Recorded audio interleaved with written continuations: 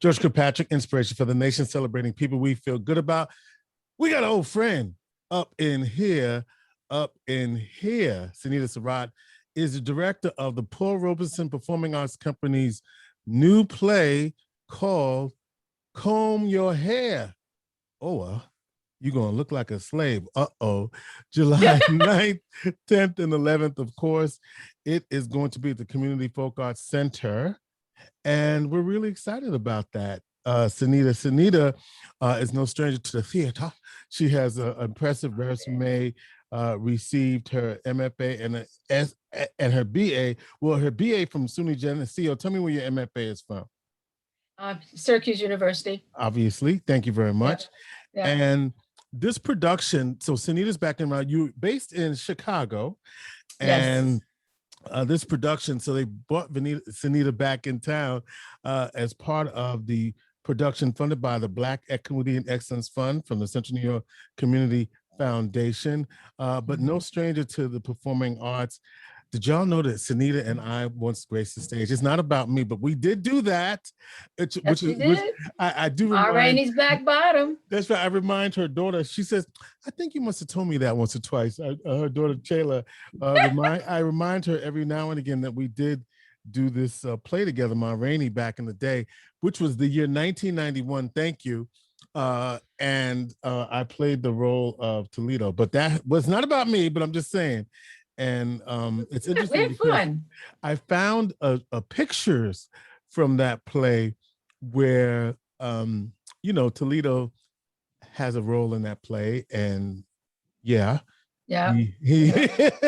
so, and it was a good role. It was a good role. And if you remember Chadwick Boseman's performance on Netflix, Ma Rainey's Black Bottom, y'all know what happens to Toledo, so I had to practice that. But anyway, enough about me. Sonita is here in the house, Opera in the Hood, so many other performances that you've been involved in, and it's really great to see you here in the Q's with all of the different things that you've been doing in the arts. And most recently, you helped Paul Robeson with the Having Our Say, Delaney Sisters' first 100 years for Paul Robeson. So very excited that you're back and that you're here to help us with this play, Comb Your Hair, or You Look Like a Play, which will be streamed July 9th and 10th, and it will include a talk back by Sonita at the CFAC. So first of all, Sonita, what's up? How you been? What's going on? And you look great, by the way.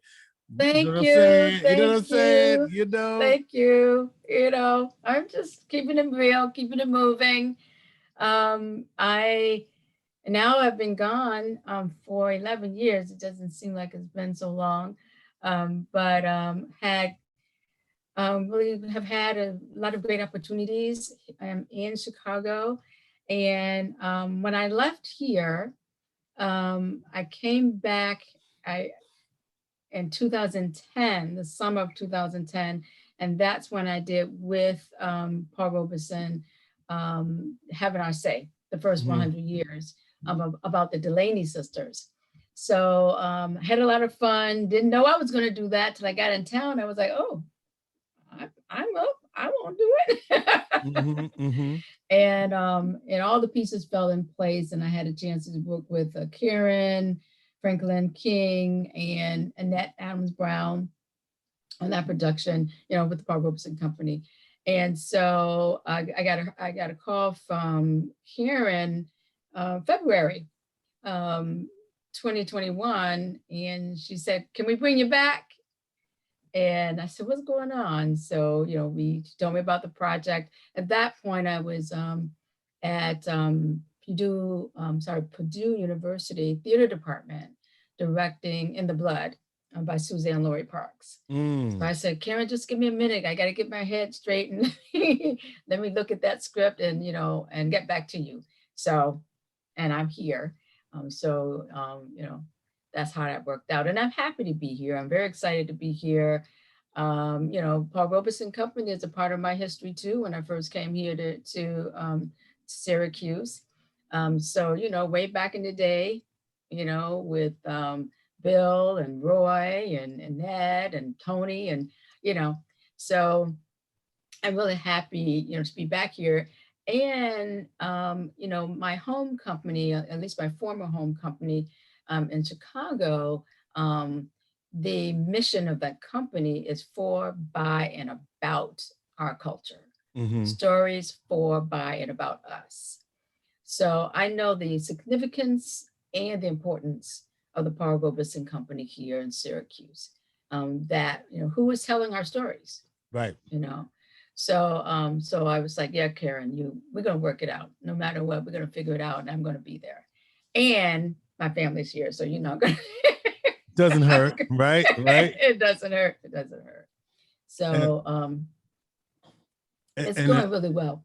it really is. And of course, it's a collaboration because not only is this play, but also there's a CFAC exhibit that's of it's similarly. In fact, I was over there the other day just briefly walking through, and I think I saw something and I was like, oh, okay, some hair on a pedestal. That exhibit called As Told by Black Women, it's a photo exhibit at the Community Folk Arts Center, and so combine that with the play. It's a story about Black women and their hair. So you have the one piece, comb your hair or you look like a slave, but the other piece of that is this fascination not only with our hair, but I could tell you that Black men probably have something to say about this idea of our hair and touching our hair. And can I touch your hair? So talk to me about this idea of comb your hair and why this exhibit that's also as told by Black women by Sherilyn Beckles, the importance of that subject matter and this play to correspond with that. Yes. Cheryl Lynn interviewed 25 plus women, and as a part of her thesis work at Syracuse University. And in that, what she suspected, all of our experiences are similar, and that because of our hair and our look, and this is our hair, Right. that we've had experiences, where our hair has become politicized. Mm-hmm. We don't get jobs because of our hair. I was talking with an artist, and actually I was looking at her Facebook post, and she had specifically said to this, these people, this film shoot situation, let me check in with you now because I need to have my hair right so I can go to something else right after. Can I have my hair set like this? And they said, yep, yes. And she got there the next day.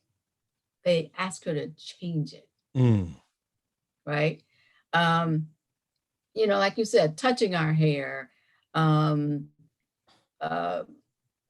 We don't get jobs because of our hair, or we're asked to change our hair, as in the example I just shared. So it's and it's very, I think, I don't know if you remember, I had dreadlocks. I had dreadlocks for 14 years. Yeah. Right. And it's really interesting. Our hair is our mane. Someone explained it to me that way. Our hair is our mane. And Cheryl Lynn Beckles' exhibit is just the entire rooms, and a video, which is really cool. It's all about our hair and images of our hair. And when I, going back, when I cut my dreads, I did not know that it was going to be a grieving experience. Right. Yeah. Right. At the same time, when you grew them out, it was also a liberating experience. Right. It was liberating. Right. Yes. Right. And so then to cut them, you thought, oh, I'm gonna just cut them now. It's time. Yes. And then, wow. Right. Yes. I was not expecting it at all. And it took me 3 years to actually do it. For 3 years, I talked about it. But yeah. So I say that because, our experience is definitely a kinesthetic, a spiritual something, for us to have those kinds of experiences, and not to have freedom. Right. That's what this play is about. Not having freedom to just do our hair the way we want to do our hair. you know? It's interesting because you also have like aren't there some like laws in I believe California and some other places where there's anti-discriminatory hair laws that say that Black women, for example, can wear their hair the way they want to, for example. I mean, I Right, know it's not just right. Black women, but Black women in particular have been targeted because curly locks, short natural. I remember it was someone forgot on one of the major networks that like wore their hair that way and how that was like such a statement to be able to wear their hair the way they want to. And I think when you talk about this liberation, it is about, can I wear my hair the way I want to? Now, having said that, now you look at what's happening with like the basketball players. I say that because they're the ones on stage a lot more. Now you see a variety of styles, right? But when you say comb your hair, let me talk about what some have referred to as nappy, right? And like, what does that mean? And what does that signify? And I remember as a youngin' growing up, that was what you heard, right? What did it mean to be, quote, nappy headed? And I bring that into the conversation because there's also, I think, a movement to embrace that too. So talk to me about what you mean, when you, Absolutely. Oh, yes, absolutely. When I was growing up, it's like, girl, comb your hair. right, Girl, what is what that get over here so I can do something with that nappy head. right. Right? That's called assimilation, Mm-hmm. right? Because our hair is us. And Yeah. there's all the reason is for us to say, yeah, this is my nappy head, this is how I work it, this is how I roll, right? I actually one time did China balls in my head, right? And that's one of the exhibit pictures, by the way. And somebody literally somebody prominent almost laughed in my face Mm. because he was like, oh my gosh, he couldn't handle it. And you know what? I just kept on rolling. Mm. I was not asked to change it, but I could see that it was a struggle for this person, right? So, but yeah, we have been taught, and that's one of the Mm-hmm. things you're going to hear in Comb Your Hair, Mm-hmm. or You'll Look Like a Slave. We have been taught that the way we look, the way we wear our hair, and all of the varieties of the way we wear our hair, nappy, you know, braids, dreads, you name it, right? We have been taught that that doesn't look good. Mm-hmm. When I was just kind of doing my visioning for the play, as a director, I was just kind of doing a note, and I wanted to, I like to use images in my vision book. So Mm-hmm. I Googled disheveled African American hair, Mm. just because I can get a picture of, something that's just disheveled, right? With that, from the images, and I've shared this with Karen and the cast, the images all looked like pictures that is the final, girl, you got this, at a hair salon. The pictures when you go to a Mm-hmm. hair Right, salon, right, right. or in a barber, it's that final look. All right, now you rocking it. Those were the pictures that I got when I typed in disheveled African American hair. Clearly, that algorithm needs to be addressed. Mm. Mm. And so this play, we talked about Sherilyn Beckles, but then this is actually based on Leslie Jackson's. Uh, is it her book, her memoir? How did this play become about? Leslie, for oh, you mean Cheryl Lynn's, what inspired her? Yeah. Okay. Actually, I know that, but not more than that. Right. So, Well, the question that I have is, with looking at this play, you've got a pretty great cast, people in your own family, your granddaughter's in it as yes. well. Karen Franklin Kling, Marsha Hagan. A lot of good folks are on this play. Of course, the Yes. prpac.org to get your virtual tickets. But I love the fact that you're going to do the talk back on the 11th. Talk to me more about that. An opportunity, like Cheryl Lynn, and like us all, I think, including, like you said, not just women, men as well, African American, diaspora centric people. We all have had some kind of experience, Mm-hmm.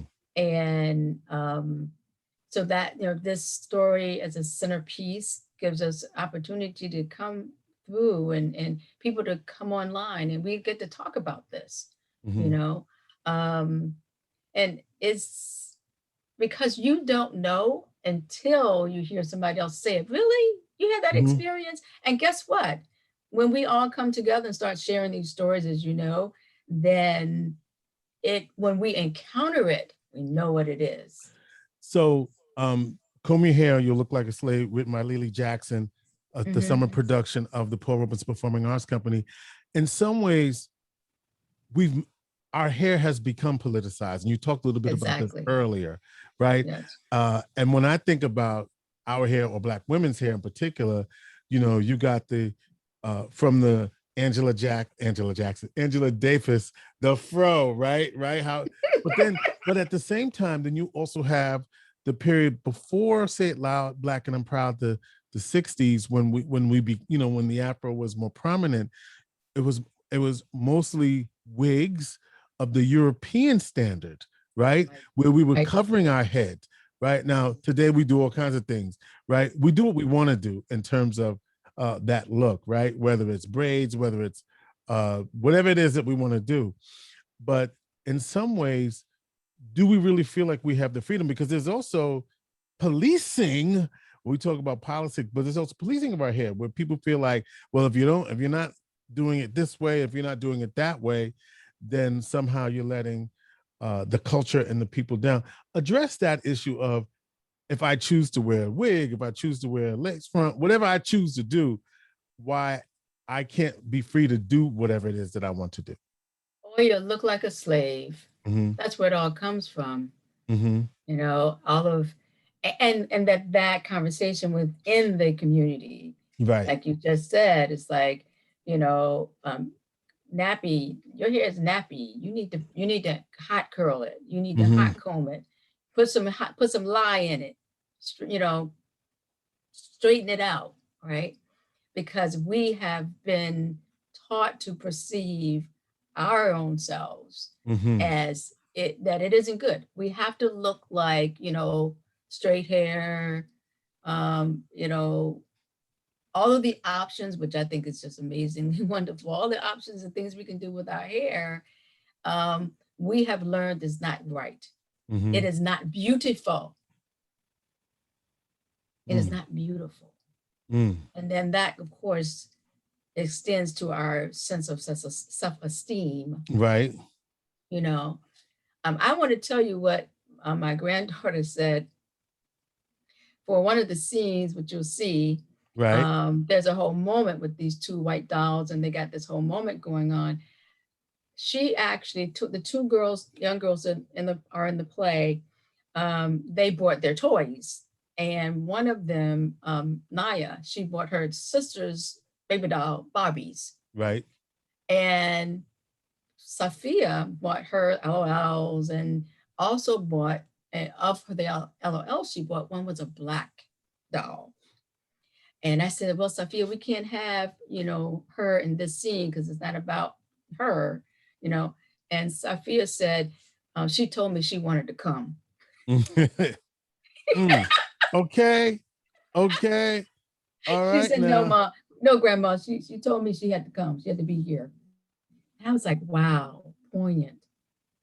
Nice. So, yeah, I think, this whole thing of, and I quite honestly, I was thinking about my grandma in my old days when Sophia has this big, just this hair, you've seen her, right? So she's got all this hair, and when COVID first started, and I would be online with her, on Zoom with her, and I would say, Sophia, don't you have class today? Yeah, Grandma, I have class.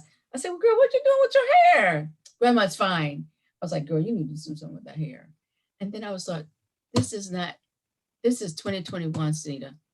Leave that girl alone. Mm. I was channeling my own grandma. Girl, what's wrong with your hair? Mm-hmm. Channeling what they learned, Mm-hmm. what my grandparents learned and how they were supposed to look like people that they're not. Mm-hmm. So they would be accepted, Amen. Yeah. Girl, you need to comb your hair. And we ain't going nowhere. That's right. Well, the Paul Robeson Performing Arts Company is producing Comb Your Hair or You Look Like a Slave. It'll be streamed July 9th and 10th, directed by yours truly, Sonita Surratt. There'll be a talk back. It'll be via Zoom on the 10th, open to all, whether you have a ticket or not. But we want you to have a ticket to this great virtual production. We'll give you an opportunity to weigh in on Black women's hair versus the rest of us, American society, and in relationship to, let's talk about how Black men have influenced some of that as well, right? In terms of what we say we prefer. Talk to me, right? In that realm. So there's a lot here to process, a lot here to unpack, and we're glad that the Paul Robeson Performing Arts Company is tackling this topic because, listen, not enough has been said about our right to choose how we see ourselves and accept how we see ourselves, and not have to be pressured to have a certain sort of look and appearance. I do think that that's part of what we're trying to get to here. Sonita, what else do you want us to know about this fabulous opportunity? Definitely, I don't want to, I would be remiss in leaving out the Community Folk Arts Center. Their executive director, Tanisha, has just been amazingly, wonderfully welcoming of this collaboration. And she's actually put us in contact with Sherlyn as well, so we can talk about how can we maybe show some of that stuff so the world can see your images as well.